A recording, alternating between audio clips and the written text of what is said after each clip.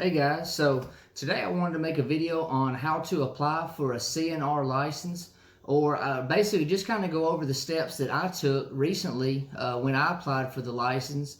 And for those of you that aren't familiar with the CNR license, CNR stands for Curio and Relics. And basically it's a license for collectors, and it's $30 for 3 years. And basically what it is, as long as a firearm is at least 50 years or older and it's in original configuration, then if you have this license, instead of going through an FFL, whether it be a gun shop or a pawn shop or some other FFL, you can actually use this license and have the guns shipped directly to your house. Now, I will say it would be very good thing to do to go to the ATF website and read over everything thoroughly, familiarize yourself with all the guidelines and rules and everything. Definitely look into maybe your state laws and everything before you apply. Don't just hurry up and do it quickly. I would definitely spend time and read over it very carefully and get a really good understanding of exactly what it is before you apply for it. But for those of you that are collectors like myself of the old military rifles and different things, as like I said again, as long as it's 50 years or older and original configuration, you think coming directly to your house compared to paying whatever it is. I think the average is about $20 to $30, like at a gun store or a pawn shop to use their license. Like a transfer fee, and basically just one or maybe two purchases using this CNR license, and I mean, you're pretty much good to go. You can order, so many rifles for just a $30 fee of the license itself. And it's good for 3 years, so basically $10 a year. The only thing is, though, if you do get it and when you get it, you definitely need to keep good records. I got this book right here off of Amazon, and I want to give a shout out to Rob. This man recently found my channel maybe a few months ago. And he's been I consider him a friend now, and he's been a really big help to me. Rob, I'm sure you're watching, so thank you so much for all the information you gave me, helping me apply for the CNR license, and I appreciate your friendship and everything, Rob, so thank you so much. But definitely you would have to keep a log of everything, because there's always that chance that the ATF might want to do an audit or something, just to kind of make sure your books are where they need to be. Because, like I said, this license is only for collectors. So it's not for anybody who's trying to make a business, who's trying to buy rifles or firearms and turn around and sell them for a profit. That's not what this license is for. So definitely read over everything before you apply. Make sure you understand it. Again, I would definitely, look into your state laws. Some states are maybe more lenient on certain things than other states, depending on where you're at. But it's if you can apply for this and you can get it, it's a big benefit. I should have done this years ago. I kind of toyed around with the idea for so long, probably the last 3 or 4 years or so, and finally I was like, you know what? I'm going to go ahead and do this, and I'm so thankful that I did. For those of you who've heard of the CMP, the Civilian Marksmanship Program, I actually have made 2 videos in the last 2 days. One about my experience while I was there, and another one of me unboxing the rifles I got. But a CNR license does qualify towards the requirements, the eligibility requirements for making a purchase through the CMP. So if you don't have, a hunting license, or you're not concealed carry, military, police, anything like that, get you a CNR, and that helps you with the CMP. Definitely follow all the instructions. If you did want to apply, go to the ATF website and print it off, read over it very carefully, make sure you fill everything out thoroughly, and just make sure you're dotting your I's, crossing your T's. You definitely will have to print 2 copies of the paperwork, because you will have to send 1 copy to the ATF and another copy to your chief law enforcement officer. So for a lot of people, it would be your sheriff, and that's what I did. I printed 2 copies, filled them out thoroughly, sent 1 to the ATF, sent 1 to my local sheriff's department. Another thing I did before I sent it to the sheriff, I typed up a letter, basically just a brief summary of like, hey, you know, my name is this. I collect, you know, old military firearms, you know, old military items, different things like that. And, you know, I'm applying for a curio and relics license for my collection.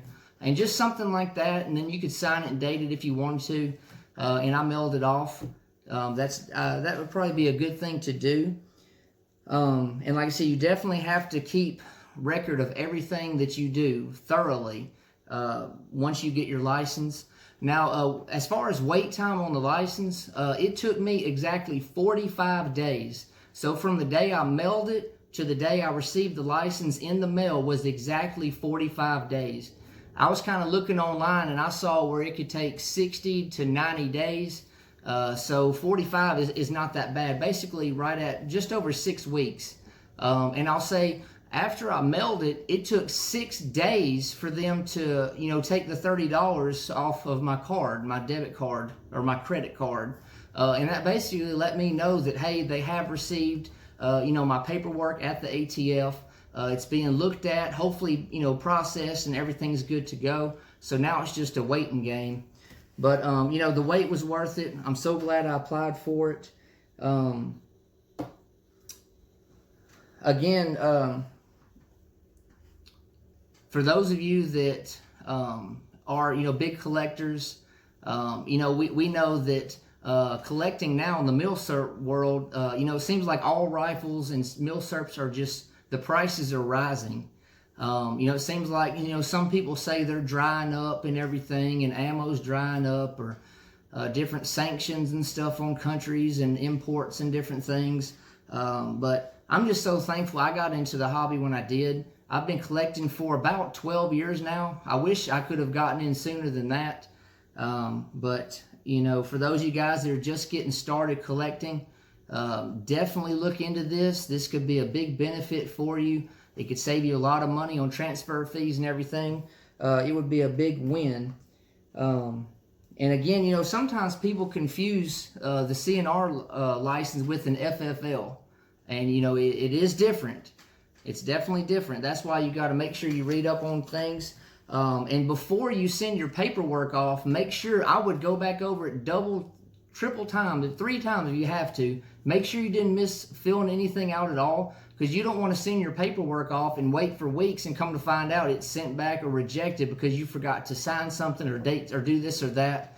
If you have any questions, definitely reach out to somebody who's familiar with applying for the license, and they can kind of help you through it. That's what I did with Rob, and he was a big help to me, because, you know, I'm a person, I ask questions. That's how you get answers. If you don't understand something, ask questions. There's nothing wrong with that. I guess some people are maybe embarrassed or shy. Ask questions. Cover yourself. Like I said, there's always that chance that the ATF could audit you. I think most of the time it does never happen, but, you know, you never know when they might want to pop in. Another thing, once you get your license, you don't want to sign the original copy. So go ahead and make you know, some copies of your license. See, I've got this blue folder here with copies of my license and different information, because you just don't want to sign the original copy. If you want to, you know, order from a certain company or whatever, print you off a copy, and then, you know, you can sign it and everything and mail it with the paperwork for that website to make the purchase that you want to do. Again, the CMPs is a big win. M1 Garands, 03 A3s, M1917s. But I just wanted to, you know, do this video. I'm going to go ahead and wrap it up. Hopefully this kind of maybe answers some of your questions about the CNR, Curio, and Relics license. I can't stress enough, especially nowadays, the world we're living in, the time we're living in and everything. You know, it seems to be hard for people to really keep collecting or to even start collecting.